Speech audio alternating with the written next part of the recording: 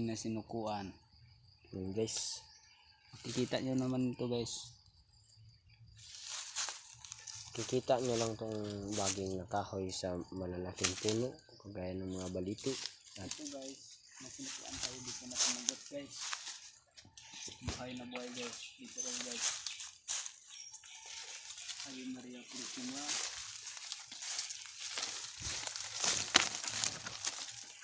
Tingnan mo guys. Ang bihirang sinukuan to guys, no? Ito. Tumagos ito dito guys, no? Yun. Yan. Tumagos guys. Kikita nyo dito guys. Dito galing guys, oh.